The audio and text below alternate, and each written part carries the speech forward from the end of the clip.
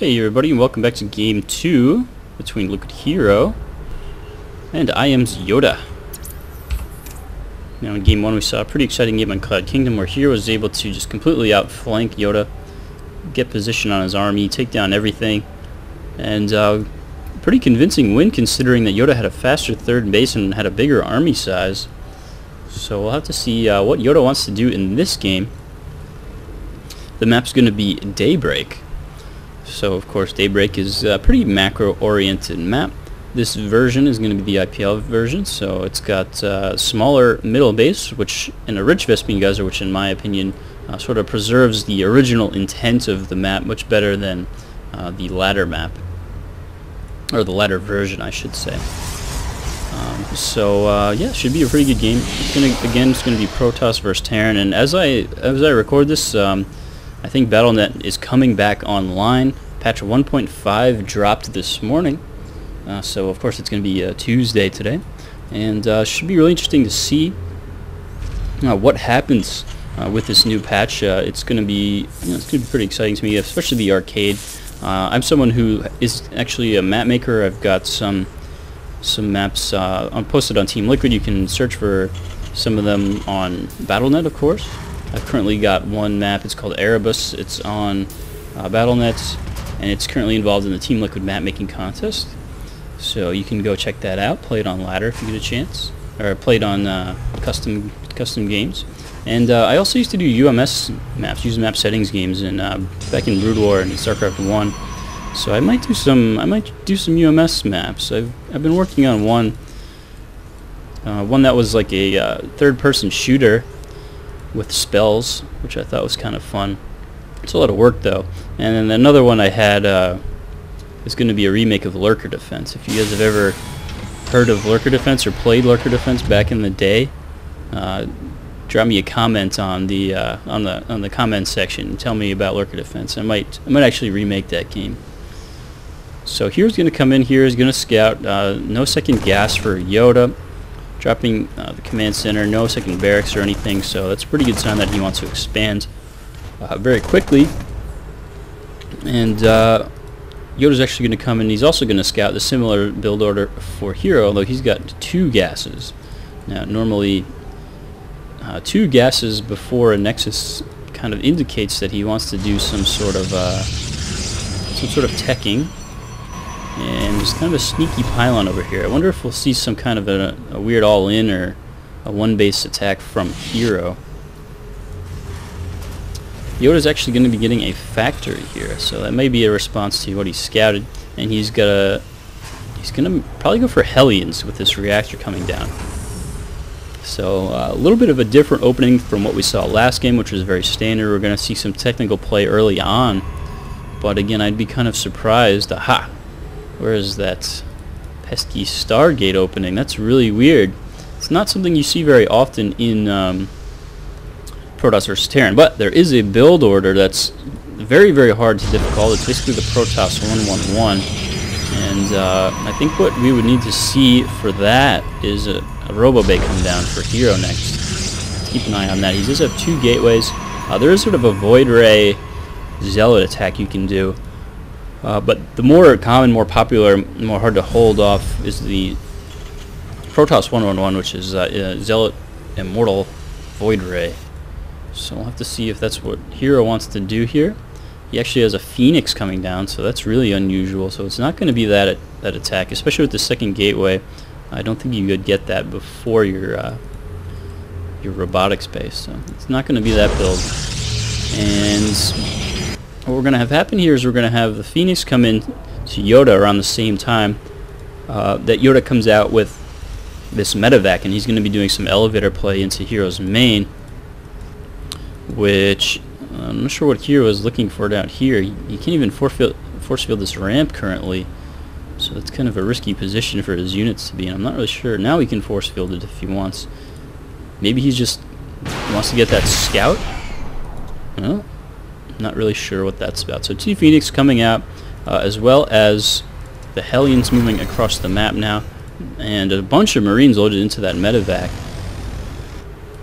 And oh, HerO, I think he figured out that this was on the way. Yeah, he flew right through the path of the watchtower So HerO's actually going to be able to take a free medevac. He might lose a Phoenix in the process. No, he actually doesn't. But he does manage to save all his Marines, so that's pretty big. And he still has these Hellions to contend with. Although a few Stalkers should be able to hold those off pretty well. So nice use of Phoenixes here by HerO. And oh, he flies almost right into a bunker, and he might lose one of these Phoenix. He's going to pick off an SCV. Now he's going to fly right into the main, and he's going to be able to pick off a bunch of SCVs. Gets the Mule. It's about 200 minerals right there. Gets a single Marine, as well as another SCV. So he actually stops that building from being built. So HerO just going to be flying around being annoying with these units. YoDa wants to intercept them. Oh no, those aren't Marines. Those are Hellions. Excuse me. So HerO now is going to pick off 8 hit points left. Wow. So HerO's able to do some damage. He's just going to keep flying around this whole game with these units and just be annoying with them. He's got a 4th Phoenix coming out. He's got a Stalker moving down, and he's got his 2nd base coming up, which is finished. It's going to be getting saturated a little bit quicker, though, than YoDa's natural, so that's a nice little win for him. Another Marine getting picked off, and you see about 550 resources of units lost. And wow, 5 Phoenixes. This is very unusual for, this isn't something you see very often in Protoss versus Terran, so it's kind of exciting to me. Never would have thought to open up with a Stargate versus Terran on ladder, but HerO showing it can be done and showing how it can work. In this case, though, YoDa went for kind of a build that's sort of bad against this, in that his Stimvax is going to be really delayed. He went for air units, more or less. The medevac, he's lucky he didn't lose his entire medevac full of Marines there, but HerO definitely has the advantage going into the mid to late game here.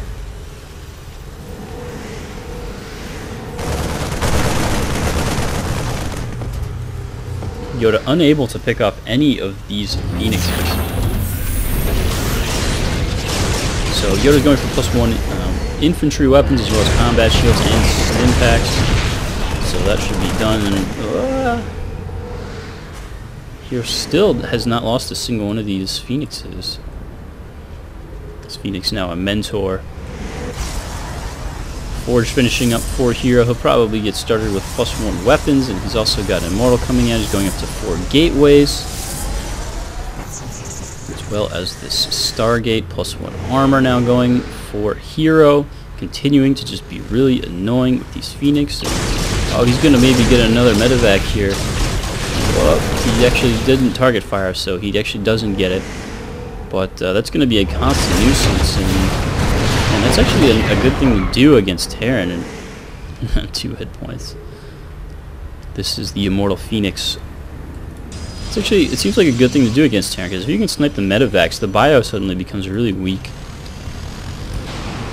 So HerO's going to move in with a nice position on this observer, and he's going to see the entire army moving out for YoDa.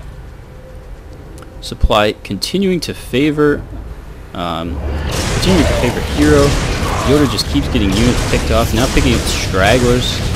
And he might actually lose Phoenix here, but at this point he doesn't really care all that much. He actually delays the attack a little bit. He could use some more Zealots here, because there's a good amount of Marauders mixed in there. We do have concussive shells, and a few Sentries and Stalkers is not the right composition you want to hold this off. But Hellions are going to get hurt, and YoDa wants to push up the ramp here. He takes out a Stalker. Here, I kind of am fearful for this kind of composition, as Marines are good against pretty much everything. Here, he's going to need good force fields. If he can do that, he should have no trouble winning this fight. And charge now coming down for his Zealots. So we'll have to see. No warp in HerO? Oh, there we go. So a big warp in of Zealot Immortal. And YoDa just not willing to attack HerO. This whole series we've seen this. Him just being kind of indecisive and not wanting to attack. And, well, I wouldn't say he even had a good timing. He's just behind right now. I don't think he should be even attacking at all. I think he should just stay in his national, try and get a 3rd base up if possible, and tech up to either, Ghost, get some Vikings out, whatever it is. Try and build up this medevac count. And as I say that, a few more medevacs coming in. He's going to try and take out these rocks so that force fields are less effective. He could go for a double-pronged attack. Now, HerO going for a third base. He's feeling very confident here. And these Hellions aren't going to do much of anything with the Stalker there to spot them. He's going to run right into a Protoss army. And that is a quick death for that Hellion driver. High Templar now coming out. We don't see Colossi this game. So it's going to be, you know, a High Templar composition, which is good on this map. There are a lot of choke points. I don't think these Phoenixes have stopped moving for 1 second, but uh-oh. They're about to fly into the enemy. Ooh, wow, great heads up by HerO. I want to check the APMs really quick. So, man, wow, blazing fast APMs. YoDa's APM is actually even a little faster than HerO, which is pretty impressive. But, man, that's really high APM. I just casted a game with Idra, and his APM was like 90. That's not even close to these guys. So, yeah, third base now finishing up for HerO. There's no third command center for YoDa at all. So I'm really not sure what he's planning on doing here. He could have attacked by now, but he just didn't do it.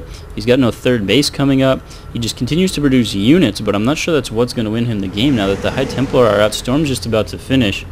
And it looks like it's going to be another one of those situations where YoDa just kind of misses his window. But that being said, a lot can happen with units like this. They're going to have +1/+1. He's bringing SCVs along as well. They can maybe tank some damage. And most importantly, 6 medevacs, which are pretty good units. So HerO's going to try and hold this off. Oh, he's going to lose a High Templar. Both High Templars getting sniped there. A few Zealots are getting attacked too. HerO's not going to be able to get a great...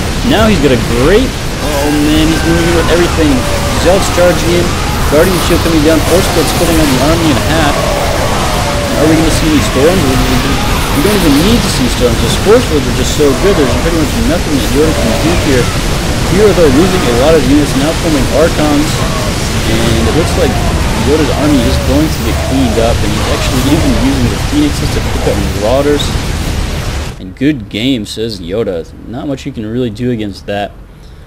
Really interesting play by HerO to go for the Stargate opening against Terran. Now that he was able to use those Phoenixes extremely well. I think you do need 150, 200 APM to use them like that, though. And, yeah, 10 kill Phoenixes. And YoDa was behind in tech. He was behind in bases. I think he realized that he had to go all in here, and the attack was just not quite enough. So really well played by HerO. The Code S Protoss taking down the Code A Terran. So I thought that was a pretty good match, and if you got any comments, let me know down below, and give me a like or a subscribe if you like the videos. I'm gonna try and put some more up. So yeah, thanks for watching, guys.